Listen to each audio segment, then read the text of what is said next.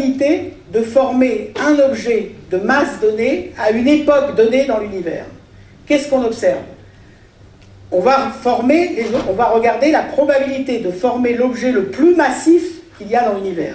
Les points que vous avez ici, que vous voyez ici,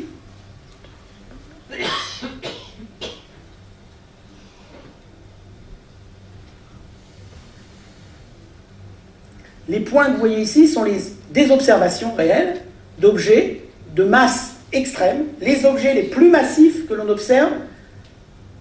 Ici, vous êtes aujourd'hui, et plus vous allez à une grande valeur du redshift, plus vous êtes dans le passé. Vous voyez que ces objets apparaissent comme relativement probables dans un univers de type avec constante cosmologique.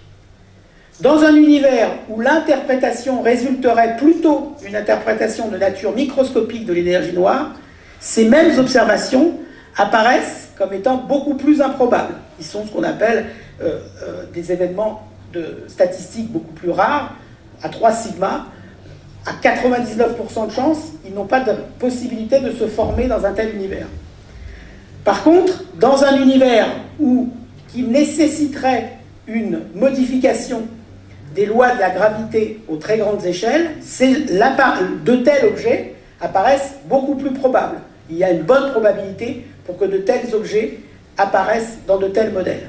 Vous voyez que ce type de mesure, essentiellement donc sur des événements rares, comment un objet très massif se forme à une époque donnée dans l'univers, peut être un moyen de nous dire si l'univers, l'énergie noire est de nature minimale, de nature nécessitant une modification des lois de la gravité aux grandes échelles, ou de nature correspondant à une interprétation microscopique de l'énergie noire.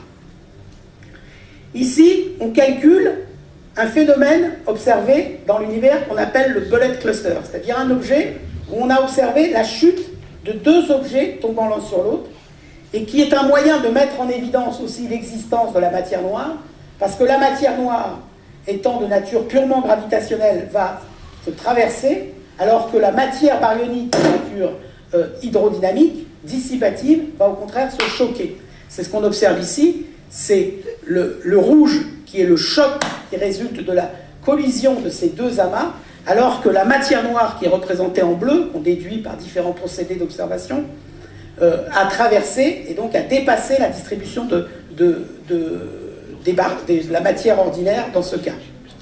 Une façon de représenter ces objets-là, un tel objet, qui est rare dans l'univers, c'est de regarder comment 2 objets, typiquement de masse 10 puissance 14, donc 10 000 milliards de soleils de masse solaire et 1 million de milliards de masse solaire, ont collisionné entre eux, objet qui apparaît, événement qui apparaît à une époque bien précise dans l'univers, et qui nécessite une vitesse de chute l'un sur l'autre de ceci, qui s'interprète comme résultant de la collision donc de ces 2 objets à une époque encore plus reculée dans le passé, avec une vitesse de chute l'une de l'autre de ces 2 objets de 3000 km par seconde.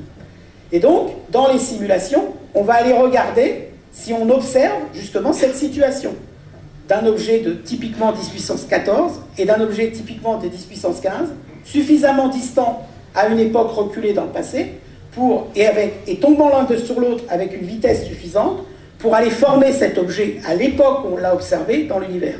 Quand on calcule à nouveau la probabilité d'observer une telle occurrence, on se rend compte que le modèle minimal ou le modèle correspondant à une interprétation nécessitant une extension des lois de la gravité aux grandes échelles reproduisent un tel objet avec une probabilité raisonnable. 1 millionième et 1 cent millième dans ces 2 modèles. Par contre, il apparaît à nouveau beaucoup plus difficile d'observer un tel événement dans un modèle où l'énergie noire serait interprétée plutôt comme une composante microscopique. L'ensemble, et je vais m'arrêter là pour permettre au moins quelques questions, l'ensemble des analyses qui peuvent être réalisées tendent à montrer les choses donc suivantes.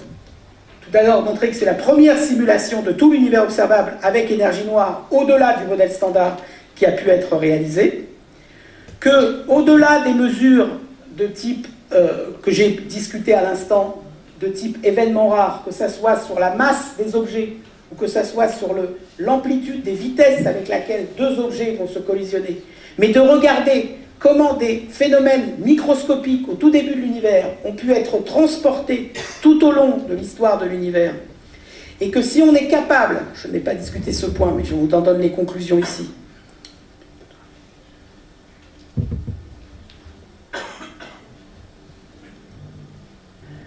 d'aller mesurer ce signal avec une précision de l'ordre du pourcent, on sera capable à nouveau de distinguer, et c'est les objectifs des grands projets de cartographie de l'univers que sont Euclide, les grands projets Euclide de l'Agence spatiale européenne ou d'autres, de mesurer ce signal d'un phénomène ayant eu lieu au tout début de l'histoire de l'univers et qui s'est transporté tout au long de l'histoire de l'univers, avec une précision de l'ordre du pourcent, on sera capable alors, on le montre ici, de pouvoir discriminer entre des interprétations tendant plutôt vers une interprétation microscopique et des interprétations et des modèles d'interprétation tendant plutôt vers une extension des lois de la relativité générale aux grandes échelles. Évidemment, il y a d'autres façons de les tester. Ce que montrent déjà ces simulations, c'est que l'accès aux événements rares avec des valeurs extrêmes, la masse de l'objet, les vitesses gigantesques nécessaires pour que des objets se collisionnent, pour qu'on observe des amas de type bullet cluster dans l'univers, tendent, alors soit le halo le plus massif, soit des vitesses de paire, etc., indiquent de réelles difficultés à reproduire ce type d'événement dans des modèles où le paramètre d'équation d'état assimilable plutôt à des interprétations microscopiques de l'énergie noire, donc compris entre -1 et -1 tiers, au contraire, en faveur de modèles où le paramètre en question serait plus négatif que -1, qui nécessite absolument une modification de la gravité. Donc, même s'il ne s'agit pas de conclure ici, la tendance et la poursuite des analyses et de la comparaison aux observations, etc., permettra de mieux cerner cette conclusion, tendrait à dire que l'explication, semble-t-il, la plus à même d'expliquer l'accélération de notre univers est plutôt une explication nécessitant une modification des lois de la gravité, donc remettant en cause les principes fondamentaux que je vous présentais au départ, et notamment, dans certaines circonstances, en tout cas en ce qui concerne l'univers, par exemple, le principe d'équivalence. Je vais m'arrêter là pour permettre au moins quelques questions.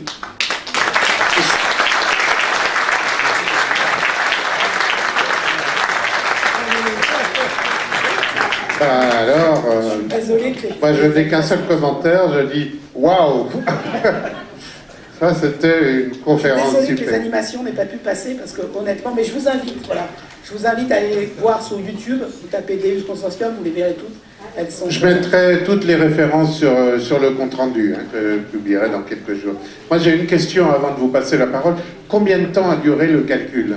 Alors, le calcul lui-même a duré pour chacun. Donc, il y avait 3 modèles, comme je l'ai expliqué là, même s'il y a eu plein de tentatives par ailleurs. Chaque modèle, c'était typiquement une semaine de calcul, mais réparti sur ce qu'on appelle environ 80 000 cœurs de calcul.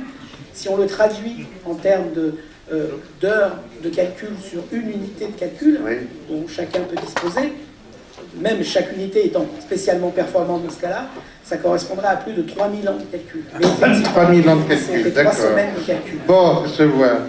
Notre ami Xavier a évidemment une question. Bon, merci monsieur Albi, c'était formidable. Bon. J'ai une question, j'ai reçu le journal du CEA hier et ils ont fait une annonce officielle, publiée et tout, comme quoi à 1 ou 2 milliards d'années-lumière de nous, eh bien, il y a une décélération de l'univers. Mais au moins aussi importante que cette réaccélération de l'univers qu'on voit au-delà de 7 milliards d'années. Oui, mais la décélération, effectivement, elle est antérieure à la phase, parce que peut-être, je ne l'ai pas dit, effectivement. Ce qu'il y a de particulièrement étonnant dans cette accélération, qui justement pose problème en termes d'interprétation pour la constante cosmologique, c'est que pendant toute l'histoire de l'univers, où l'essentiel de l'âge de l'univers était évidemment l'expansion, mais décéléré, et que c'est relativement récemment, donc inférieur à 2 milliards d'années, que l'univers serait en expansion accélérée. Donc cette décélération qui est observée, il est observé pour une phase qui précède la phase d'accélération. Monsieur Permuter dit que c'est à 7 milliards la réaccélération. Non, ça et dépend. Le CEA dit que c'est à 2 milliards la décélération. Non, Permuter, il ne dit pas que c'est à 7 milliards. D'abord, pour pouvoir fixer l'époque exactement, ça dépend du modèle. Dans un modèle spécifique, ça va être... Parce que pour faire la correspondance entre une époque, en termes 1 milliard d'années, 2 milliards d'années, et une nature d'énergie ou un modèle et une distance, ça dépend tout ça du modèle cosmologique. Donc on ne peut pas. Ce qu'on sait, dans tous les cas, c'est que pendant une bonne partie de l'âge de l'univers, que ça soit la moitié, les 2/3 de l'âge de l'univers ou les 3/4 de l'âge de l'univers était en expansion décélérée. Et que dans une époque plus récente, et jusqu'à fort probablement aujourd'hui, il est en expansion accélérée. Ensuite, par exemple, pour le futur, suivant le modèle d'interprétation, il va